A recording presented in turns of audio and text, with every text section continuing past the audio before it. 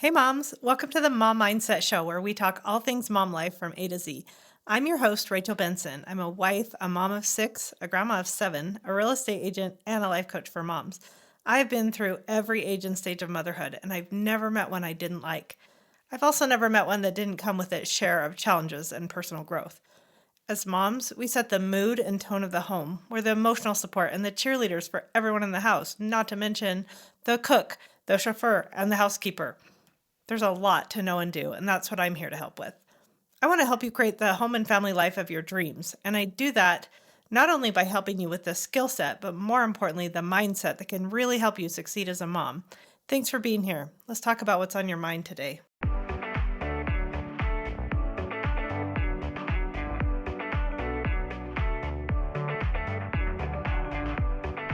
Hey moms, welcome to the show. I'm so glad to be here with you. I'm so grateful to you for showing up, not just for me, but for yourselves. I really believe that every time you show up, you will get some tidbits, some new ideas that will help you with your mindset, which will help you in every aspect of your life.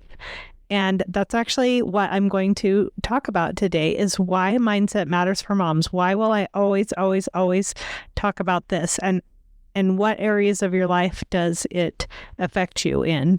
The answer is all of them. For you as a person, as a woman, as a mom, as a wife, everything that you do, employee, friend, any of your roles in life are drastically affected by your mindset. So before I go any further, I just want to remind you to please subscribe to the show in your chosen platform so you'll know when a new episode shows up.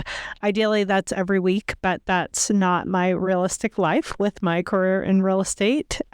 So I'm just doing the best I can to get these episodes out. And if you're subscribed, you'll see them when they come out, whenever that is, or share an episode with a friend if you think it would help them. Last month, I did a giveaway that was really fun, and thanks to those who participated in that. And hopefully I'll do more things like that in the future. So what I want to talk about today is why mindset even matters for moms. Like, why will I keep talking about this until my dying breath?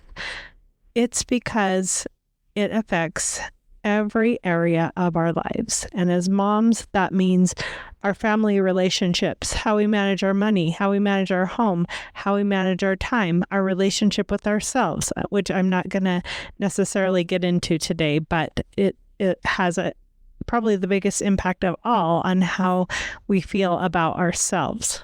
Your mind and the thoughts running through it are your best weapon, your most powerful tool to help you feel happy, calm, deal with all the ups and downs of marriage and parenting and family life and everything that you've got going on. So I think a good way to start to explain this is to have you think about music and how music impacts you. When you turn on some upbeat music to do some cleaning, maybe, why does that make you feel energized and make the task more fun? Well, because the lyrics to the music, for one thing, are saying happy things to you. Usually I love to turn on what's it called? I think it's called the Happy Cleaning song from the movie Enchanted. That song just makes me laugh. It instantly changed my mood, and it's perfect for any cleaning task that you have to do. And you can get the kids and the family laughing. Well, so it has the lyrics, and it has the vibrations of the music that get into your body and make you feel a certain way, whether it's energized or calm. Like, I'm sure you've had the experience of putting on calm music when you want your kids to fall asleep in the car or when you're rocking a baby. Sometimes the best thing I've ever found for a fussy child or a squirmy kid getting their diaper changed or whatever is just to start to sing to them. It captivates them. So we're not talking about singing specifically, but the same things happen with just thoughts in our mind. When we are thinking thoughts, and we always are, we can't be not thinking thoughts, whether they're those repetitive negative thoughts that I'm always talking about, that somewhere between like 80 and 90% of our thoughts are negative and repetitive. And then we've got like another 10 to 20% that's good and productive and maybe a little more creative. So those thoughts in our minds create feelings, which are created by vibrations in our body. And then we act from our feelings. Like if we're feeling happy because we're listening to some fun music while we clean, we might start dancing. That might be one of our actions. But when it comes to like dealing with our kids, it's so easy to get into patterns of relating in our families. Like kids do X, you do Y. Every time they do their certain behavior that annoys you, you're like, that always pushes my buttons. But really, it's that repetitive thought that that's so annoying. They shouldn't be doing that. I need them to stop. This is so out of control. It's ridiculous how often this happens. If you have a thought like that playing on repeat in your mind, you are going to respond and react in the same exact way every single time. And this can do a lot of damage to relationships. I'll get into that a little bit more, but the same is true in reverse. When our thoughts are positive and just anything, like when we're watching our baby sleep and we're like, oh my goodness, they're so darling when they're asleep, right? When they can do no wrong and you just see their little angel faces and you just get the warm fuzzies, that is because of a thought. And if you think it on repeat for the rest of their childhood, you will always get the warm fuzzies from that thought. And when you see your sleeping child and you think, oh my goodness, they're so darling, they're so beautiful, they're so precious, I'm so grateful they're mine, and you're getting the warm fuzzies, then as a mom, you're going to be in a good headspace. But it's a little harder when they're awake and we're interacting with them all day long and going through the ups and downs of the day. Sure, I hope there are all those moments when you're like, they're so cute, they're so good, they're so well behaved, you're so grateful to be their mother. And then those moments that just seem to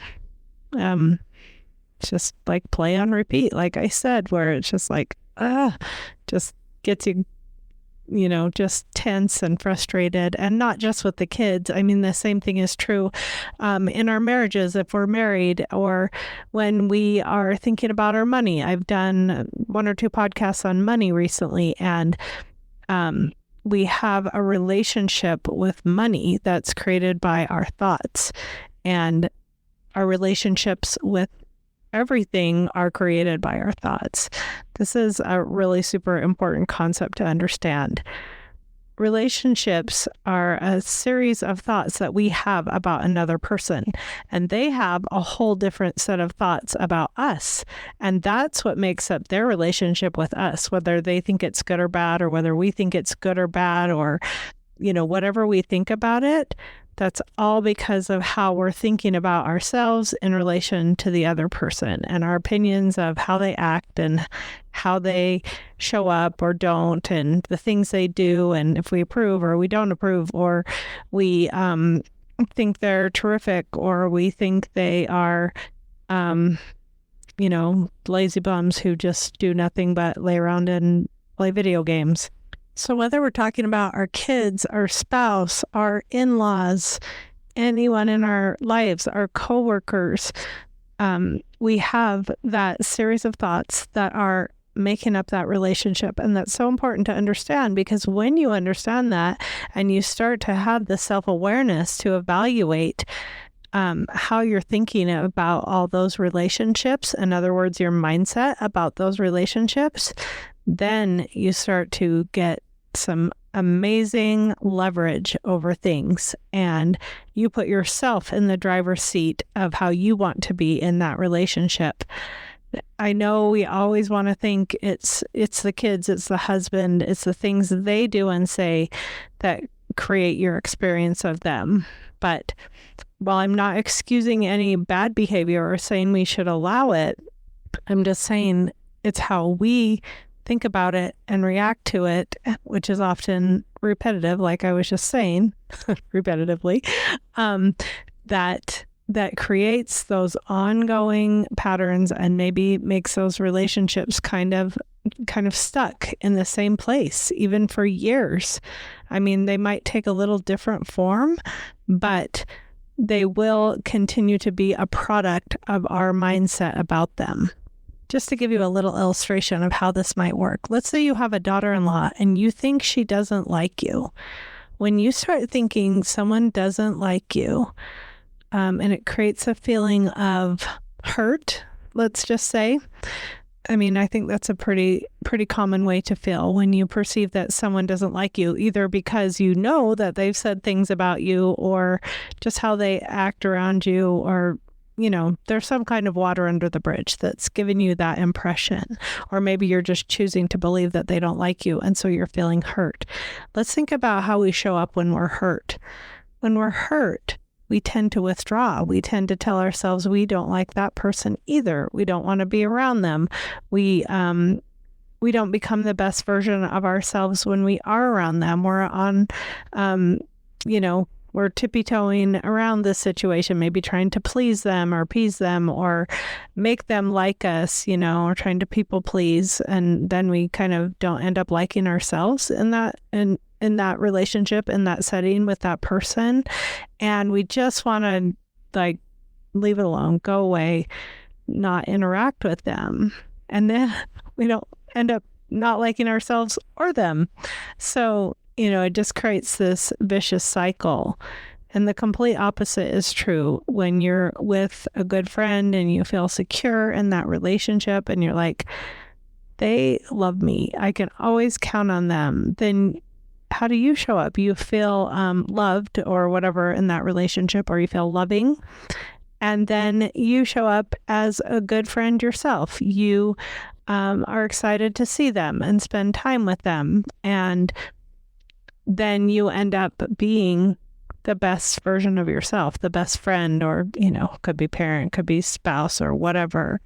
But all of that is impacted by our thoughts. So what do you do if you have a daughter-in-law that doesn't like you or someone else in your life? One of the things that you can do is that you can decide that, well, I like them and there's nothing they can do about it.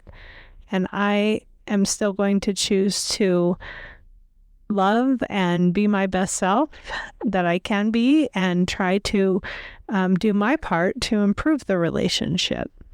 And that will start to change everything. Maybe not immediately, but people often do reciprocate what they're feeling from us. When we are mad at our kids, they usually get mad right back at us, or, it can go the other way too. Like they're mad at us, we get mad at them. It's just a natural reaction that we all have. But then we feel terrible inside. And then again, we can't show up in the calm, loving, problem-solving mindset that we probably would prefer to have. We show up in ways that we often regret later when we just allow ourselves to react to other people's emotions or to our own, emotions that just come to the surface. Like we don't even have to try, but there they are. I'm instantly angry when my teenager does this thing that they always do. And, let's say they come in late and past curfew and we're just like, oh, by the time they get there, we're just like, dang it, we've had this conversation so many times. I'm so angry. I'm going to do this and this and this, and they're grounded. And then it doesn't come across like, shoot, you were out late. I was worried about you. This is important. We've talked about this. You've got to let me know if you're going to be gone later. And just like having that calm relationship that can actually, calm conversation that can actually build the relationship instead of having, a huge flare up that makes matters worse. And when they know you're going to be mad at them when they get home, then they have even less incentive to show up on, to try to get home when they know they're already late and they're already in trouble. It's just like, well, I'll just take the hit. And meanwhile, we're at home just seething and feeling terrible inside the whole time that they're gone. So that is just a little scratch of the surface of how our mindset affects us in our family and other relationships in our lives. But there are some ways that you can kind of start to evaluate how you are thinking about relationships and how that might be making them better or worse, you can just kind of reflect on, how am I showing up in this relationship? How do I feel about this person? What kind of interactions are we having? And then start, if you're not happy with how things are going, start asking yourselves, how could we connect better? Like maybe you have a distant teenager, or there's something wrong in the relationship and you feel like there's some distance there that maybe wasn't there before. It's so great if you can start to really be proactive and be like, okay, what points can we connect on? How can I stop this relationship just from being transactional? Like, how was your day? Good, one word answer, or it sucked, or, whatever they might say, and just find ways that you can create experiences with them, whether they're only open to a little text here and there with a funny meme, or, whether you want to plan some time to go out with them and, maybe it's to a movie or to somewhere that's not going to lead to a discussion about everything they're doing wrong or that's going wrong in their life. Like, you as a mom can get so much insight when you pause, step back, reflect, and really have the intention to improve any of your family relationships, your marriage, your relationship with your kids, with your mother-in-law, whoever it is. You have so much power to influence how that relationship goes. Before I move on, I kind of want to talk a little bit more about the marriage relationship specifically. So there's two people in a marriage, and if you're parents, which I assume you are, if you're here listening, you both have very different approaches to how to parent, how to manage money, how to manage a home, how to show up in a marriage. You probably have different levels of desire in your intimate life and, maybe some things going on there. And I just want to encourage you to start looking at maybe positive and negative thinking patterns in your marriage, about your spouse, about how they do things, and what is going super well. Like, where do you click and connect and really agree with each other? And then are there areas that you are butting heads and you're into one of those patterns that I was talking about earlier, where it's always like, they always do this and I always do this in response.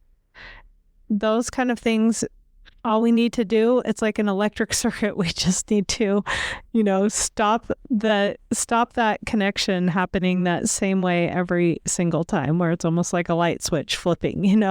We need to pause, break the pattern. And of course, we all hope that our spouse will change, but hopefully, maybe they will change in some positive ways that will make things easier wherever you are butting heads. But if they don't, you always have a choice about how you are going to show up. So let's move on. Let's talk about time and home management. I mean, there is so much involved in, managing a home, right? Like, people used to use the term homemaker a lot, and I love that term. It sounds so intentional, like we're purposely making our home what we want it to be. And as moms, we're the heart of that home. We do so much of the scheduling, the organizing, the cleaning, the cooking, the shopping, and the other part where we just sort of try to keep everybody alive, right? And our thinking can play such a huge role here. Let's just take the example of like planning menus and putting dinner on the table, which is something I have pretty much struggled with for years. When my kids were all at home, it was because it was like, 6 kids, 8 of us total, like, somebody's not going to like this. It takes forever to cook. I don't have an ingredient. It was just like always something hanging me up with dinner time. And now, a lot of times it's more like a scheduling issue, but either way, I just feel like dinner caught me by surprise every night of my life while I was raising children, and I just somehow felt unprepared or just unable to get smoothly through dinner time like I wanted to. And I was always like, I don't know what to make, or so-and-so won't like it. And one day I just realized I needed to change that simple thought, because that was making dinner a big stress every single night. So I started thinking the thought intentionally, I can always make something good.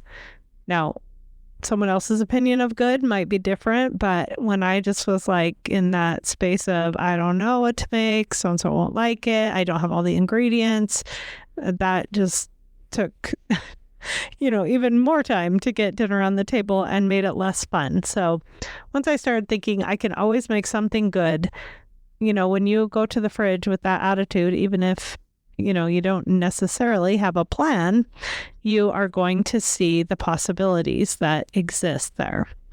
Now, my number one favorite possibility is getting pizza, or maybe if I'm cooking, like I used to do a lot of waffles. I mean, when I said I can always make something good, I figured, yeah, waffles are always good. So that fits into that category. And I can almost always make waffles because I almost always have the stuff for that.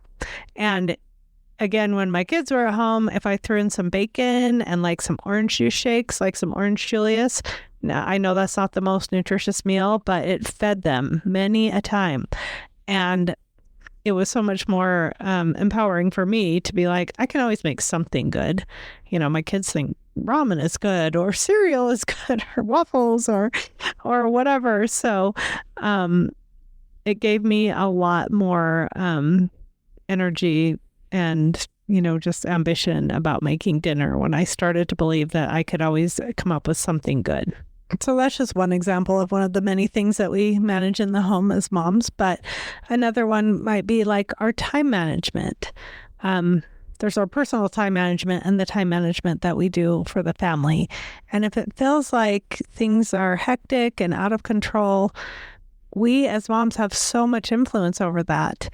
And what's tricky is once it gets like that, sometimes it just feels like this, I always describe it as like a giant blob of a problem. Like we're just too busy. And like we don't go below the surface and say, okay, what time of day feels the most hectic? Like I think dinner time is a really common time. Like the after school into dinner period can feel really hectic with people in after school activities, extracurricular, trying to get dinner on the table. Maybe you have a baby, maybe you have older kids, like with sports or whatever commitments they might have.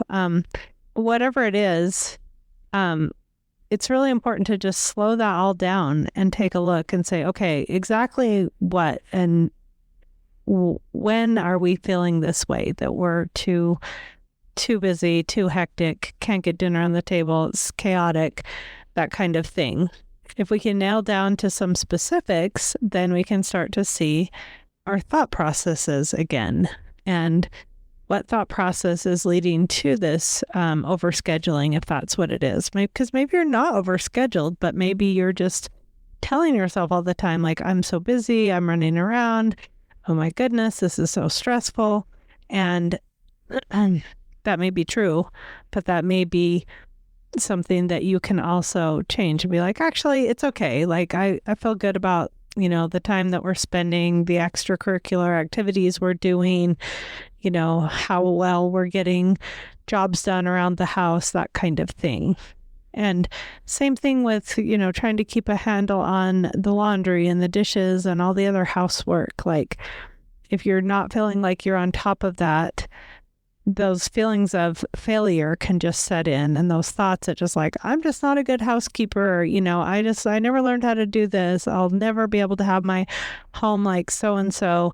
And when we're thinking that way, our minds really, really, really want to be right more than they want to clean the house. I don't know. It's kind of a crazy dilemma that happens. And so we just reinforce those patterns of thought and behavior that don't take us to where we want to be, which is, probably to be on top of those things and feel like we have a grip. And sometimes just taking a step back and saying, okay, everyone got dressed and fed today, so there's no disaster brain. It's fine. I'm not a complete failure here. I just need to, maybe figure out a new approach to the laundry or the cleaning or the scheduling or whatever it is.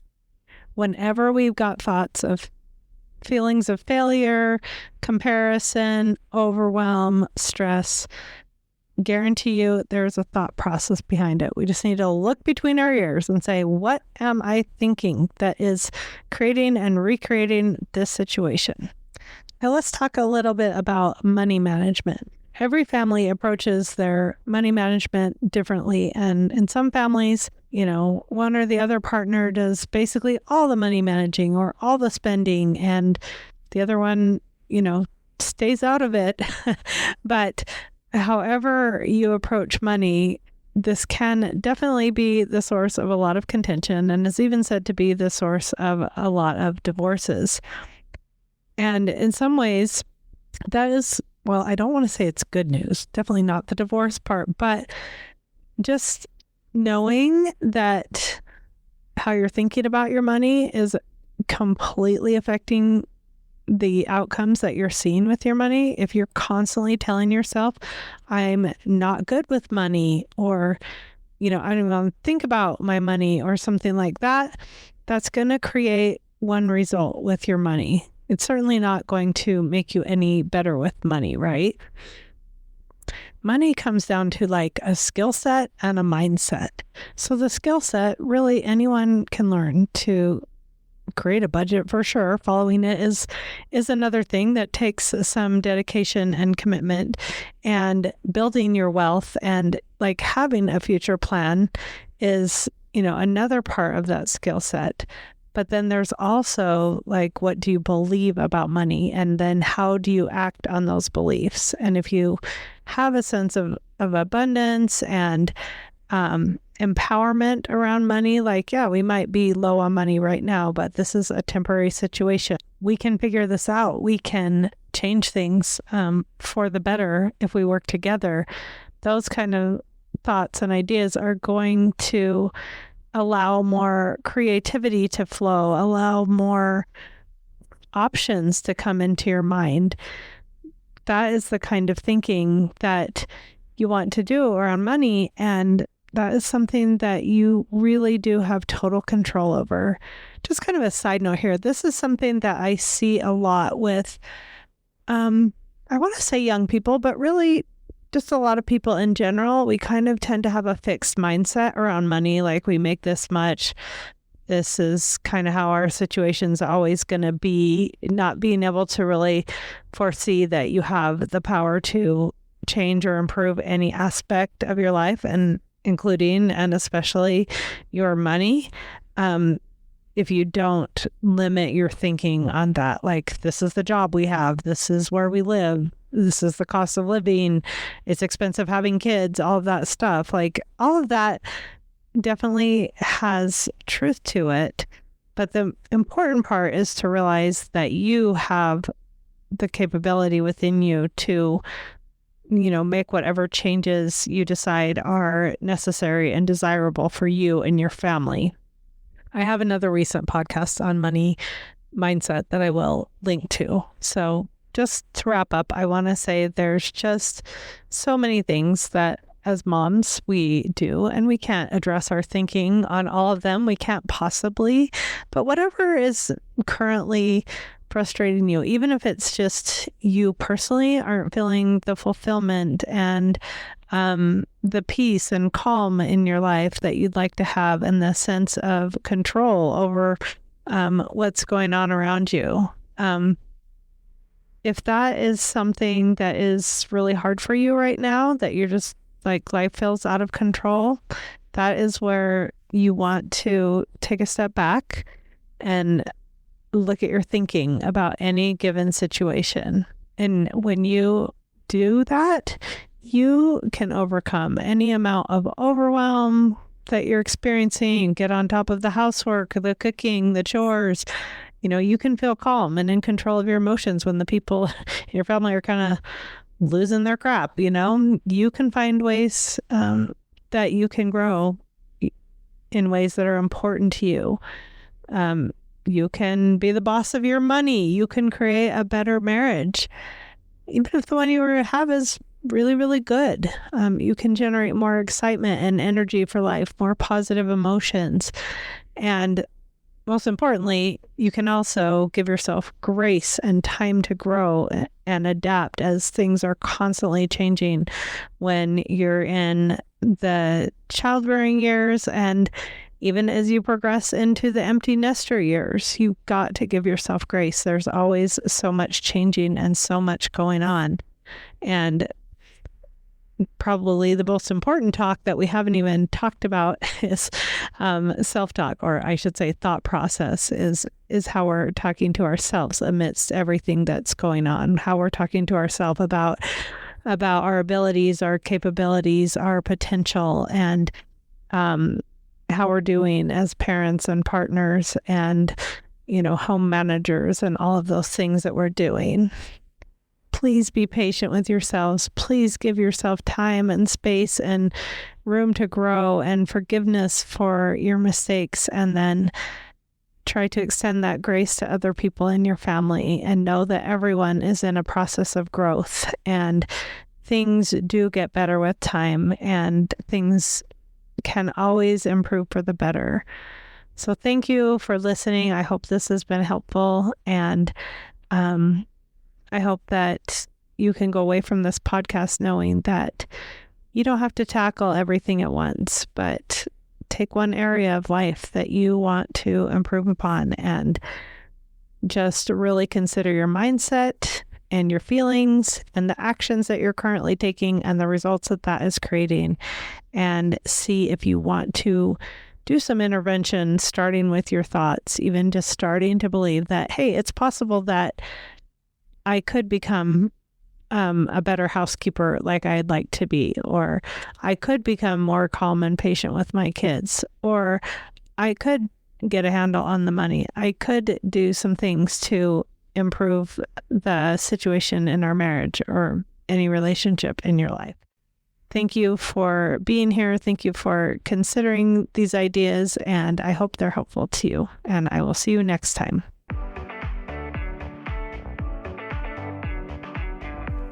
Hey Mama, thanks for listening to the show today. If you enjoy the ideas I share on my podcast, but you want some help applying them to your personal situation, I want to invite you to learn more about my coaching program, where I talk to moms on a personal basis through one-on-one coaching and group calls. We can talk about anything from the personal challenges that you're experiencing in marriage or motherhood to the goals and dreams that you have for yourself. To find out more and download a copy of my free book, Mom Mindset A to Z, visit mom-mindset.com. I'd love to see you there.